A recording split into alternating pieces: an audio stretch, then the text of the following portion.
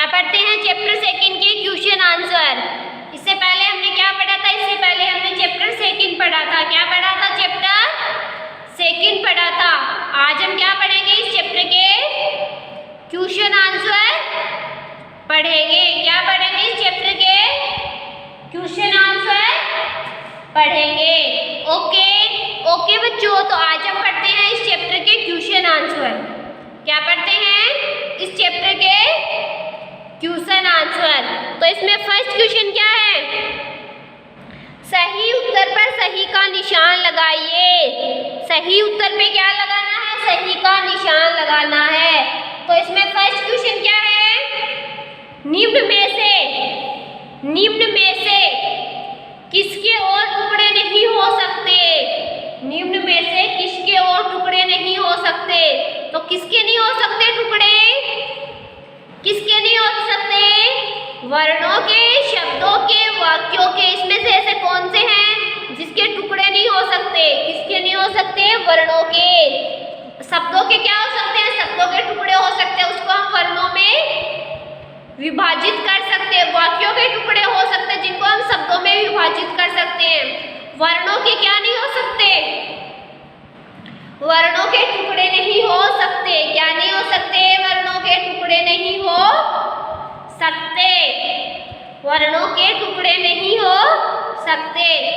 Next question क्या है? हिंदी में कितने संयुक्त व्यंजन हैं? तो हिंदी में कितने पढ़े थे हमने संयुक्त व्यंजन? कितने पढ़े थे? 4। कितने हैं संयुक्त व्यंजन? संयुक्त व्यंजन कितने होते हैं? 4। कितने होते हैं? 4। नेक्स्ट क्वेश्चन क्या है? किसी शब्द के वर्णों को अलग अलग करके लिखने को क्या कहते हैं? वर्ण विच्छेद कहते हैं। क्या कहते हैं? अलग अलग करके लिखने को वर्ण विच्छेद कहते हैं। किसी शब्दों के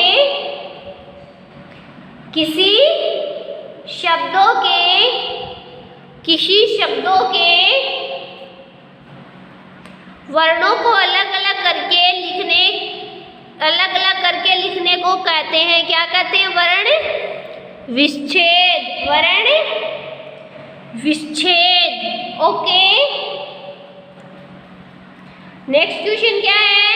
निम्नलिखित वर्णों से पहले और बाद के वर्ण लिखिए। तो इसमें क्या लिखने हैं? पहले और बाद के वर्ण लिखने हैं। क्या लिखने हैं? पहले वाले वर्ण और बाद वाले वर्ण लिखने हैं। तो ये क्या है? ई के पहले क्या आता है? आ। ई के बाद में बड़ी ई। बड़ी ई। ये क्या है? री। क्या है? री। री के पहले क्या आता है? क्या आता है? बड़ा ऊ। री के बाद में ए। ये क्या है? ग। ग के पहले ख, बाद में घ। आगे क्या है? च। च के पहले क्या आता है? एड़। च के बाद में छ। नेक्स्ट क्या है? फ। फ के पहले प। फ के बाद में ब। क्या आता है? ब। ल के पहले क्या आता है? ल के पहले र। ल के बाद में व। तो ये क्या है? पहले और बाद वाले वर्ण हैं। क्या है? पहले और बाद वाले वर्ण है।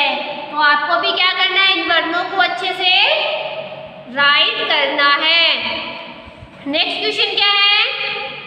सही वाक्यों पर सही का तथा गलत वाक्यों पर गलत का निशान लगाइए। तो इनमें से फर्स्ट क्वेश्चन क्या है? वर्ण भाषा की सबसे छोटी इकाई है। तो ये क्या है? वाक्य सही है। वर्ण भाषा की क्या है? वर्ण भाषा की सबसे छोटी इकाई है।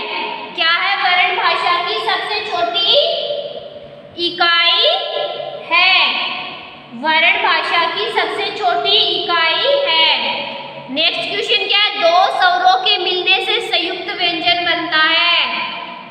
दो स्वरों के मिलने से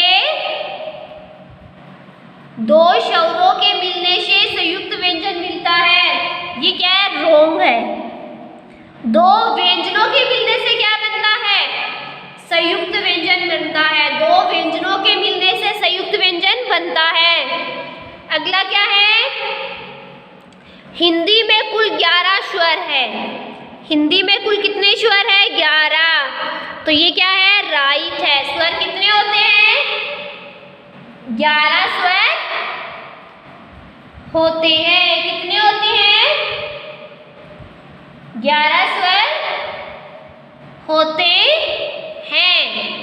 नेक्स्ट क्वेश्चन क्या है? निम्नलिखित प्रश्नों के उत्तर लिखिए। निम्नलिखित प्रश्नों के उत्तर लिखिए। तो इसमें फर्स्ट क्वेश्चन क्या है? क्या है फर्स्ट क्वेश्चन? वर्ण किसे कहते हैं? फर्स्ट क्वेश्चन क्या है? वर्ण किसे कहते हैं? तो किसे कहते हैं वर्ण?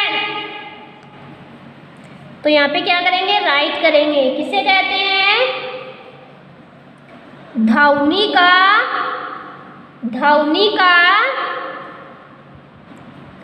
वह रूप, ध्वनि का वह रूप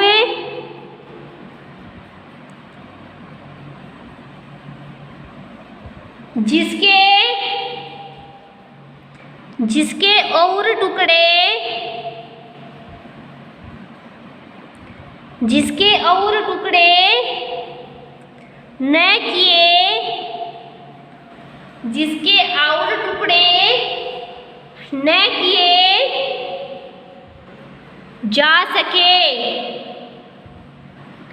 जा सके।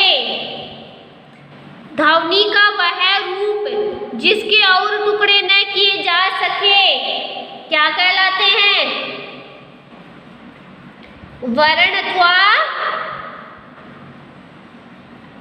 वर्ण अथवा अक्षर कहलाता है। ध्वनि का वह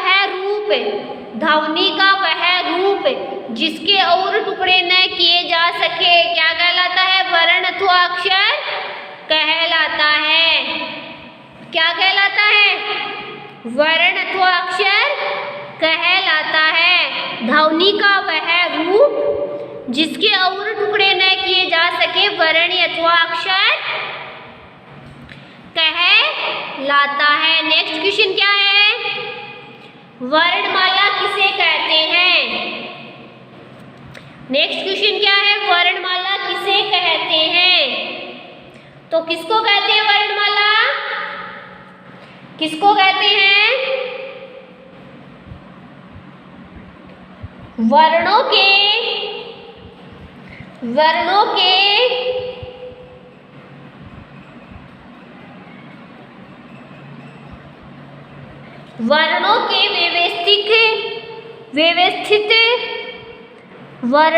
व्यवस्थित रूप को वर्णमाला कहते हैं। वर्णों के व्यवस्थित रूप को क्या कहते हैं? वर्णमाला कहते हैं। वर्णों के व्यवस्थित रूप को क्या कहते हैं? वर्णमाला कहते हैं। वर्ण किसे कहते हैं? ध्वनि का वह रूप जिसके और टुकड़े न किए जा सकते। ऐसा रूप जिसके क्या नहीं किए जा सके? और टुकड़े न किए जा सके वर्ण अथवा अक्षर कहलाता है। वर्णमाला किसे कहते हैं? वर्णों के व्यवस्थित रूप को वर्णमाला कहते हैं। क्या कहते हैं? वर्णमाला कहते हैं। वर्णों के व्यवस्थित रूप को वर्णमाला कहते हैं। अगला क्वेश्चन क्या है? अनुस्वार, अनुनासिक और विसर्ग के दो उदाहरण लिखिए। किसके लिखने हैं उदाहरण? अनुस्वार, अनुनासिक और विसर्ग के क्या लिखने हैं हमको? दो उदाहरण लिखने हैं। क्या लिखने हैं? दो उदाहरण लिखने हैं। तो पहले किसके उदाहरण लिखेंगे? किसके लिखेंगे? अनुस्वार के। किसके लिखेंगे पहले? अनुस्वार। क्या होते हैं? शंख, शंख, बंदर। तो ये क्या लगा उसके ऊपर? अनुस्वार। अनुनासिक के क्या होते हैं? किसके लिखेंगे? अनुनासिक। अनुनासिक के क्या होते हैं? चांद, गांव। अनुनासिक के क्या होते हैं? चांद और गांव। विसर्ग के क्या होते हैं? विसर्ग के क्या होते हैं? अतः, नमः, अतः, नमः। तो ये क्या है? अनुस्वार, अनुनासिक और विसर्ग के उदाहरण है। ये क्या है? विसर्ग। ओके बच्चों, तो आज आपको क्या करना है? आज आपको इस चैप्टर के क्वेश्चन आंसर को अपनी नोटबुक में अच्छे से राइट करना है। पहले क्या करना है? पहले इस चैप्टर को अच्छे से पढ़ना है, इसको अच्छे से समझना है। फिर ये जो क्वेश्चन आंसर है इसको अपनी नोटबुक में अच्छे से राइट करना है। फिर इनको अच्छे से क्या करना है? लर्न करना है। ओके बच्चों, आज के लिए इतना ही काफी है। कल हम पढ़ेंगे next topic. Okay, thank you बच्चों।